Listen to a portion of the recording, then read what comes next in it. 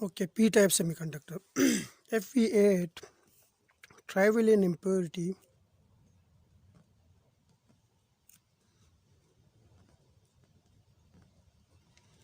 to intrinsic a pure semiconductor, we have more holes in the valence band, and the semiconductor we get by using these trivalent impurity is called p-type semiconductor. Now this is the intrinsic semiconductor.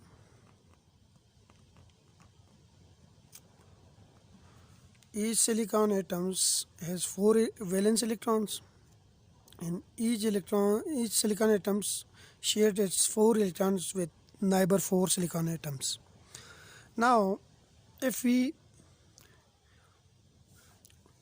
the examples of trivalent atoms or trivalent impurity is boron, aluminum, gallium, indium, etc. Suppose we are substituting these silicon atoms by boron, which is atomic number 5, and its atomic configuration is 1s2, 2s2, and 2p1. So the outermost shell contain only 3 electrons, or the valence shells contain only 3 electrons. That's why boron is trivalent impurity. Now if we substitute this boron by these silicon atoms, here we have this boron atom. So it has 3 electrons in the valence shells. These 3 electrons may make bonds with 3 neighboring atoms, while the fourth space is free. The fourth bond is incomplete. Here we have double bond, and the fourth bond is incomplete. And the fourth bond, only silicon atoms provide 1 electrons. Now if we if we provide energy to this p-type semiconductor, then might be we have this electron which get enough energy and move to occupy this free space. So here we have a hole, and here we have occupied free space, so it makes a bond here. So it means that this free space has a energy which is very close to the valence band, and this energy level is represented by EA, which is called acceptor energy level.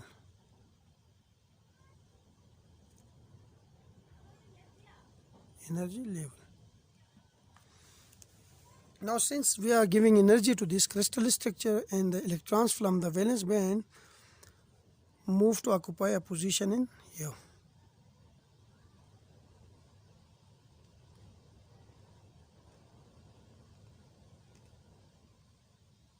Now these are not holes, these are free space. Holes comes when electron jumps from valence band, like this electron jumps from here to here, then a hole created here. So we have electrons here, and these are electrons are accepted by these boron atoms. So these boron atoms now become a negatively charged ion.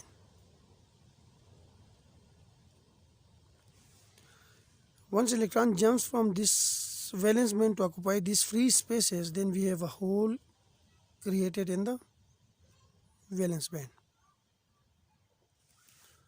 Now if we further increase the energy, might be some of the electron in the valence band will jump to the conduction band.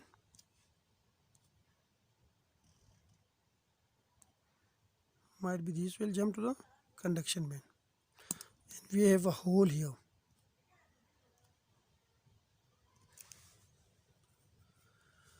Now these boron atoms accept 1 electron, So they are called acceptor. This boron atom is called acceptor, and this doping is called accepting doping. Now here if we see, then the number of holes in the valence band are far greater than the number of electron in the conduction band. Now again, if we use aluminium instead of boron, or gallium instead of boron, or indium instead of boron, then there is nothing changed except this energy gap, this gap, which we represent by EA minus EV. Like for, if we add boron, then this energy gap EA minus EV has a value which is 0.045 electron volt. Like if you use aluminium, then this energy gap EA minus EV is 0.067 electron volt. While for gallium, we have this EA minus EV, which is 0.072 electron volt. Again, we have like the question come in the mind that how much amount of impurity we can add it to this intrinsic semiconductor. We have the doping concentration is, the minimum doping concentration is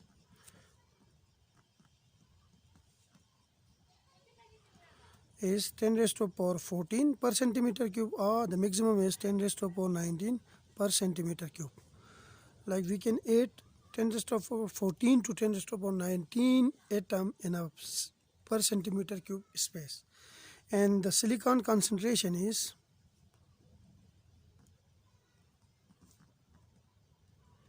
in silicon crystal is 5 into 10 raised to the power 22 atoms per centimeter cube. Suppose we are doing the maximum doping, which is 10 raised to the power 19, and the silicon concentration is 5 into 10 raised to the power 22. Then we have 1 over 5,000, which means that in every 5,000 silicon atoms, we add one impurity atom, like boron atoms.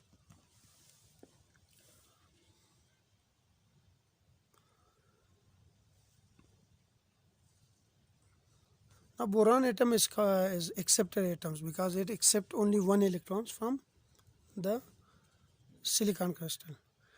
After accepting electron, they become negatively charged, which I represented here. And in the band structure, if we like the other thing is like in every 5,000 atoms, we can add only one impurity atom in the silicon crystal to make it a p-type semiconductor. Now the number of holes are far greater than the number of electrons, so the majority charge carriers are holes. Majority charge carriers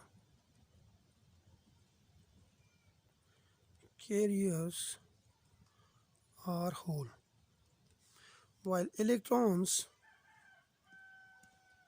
are minority charge carrier.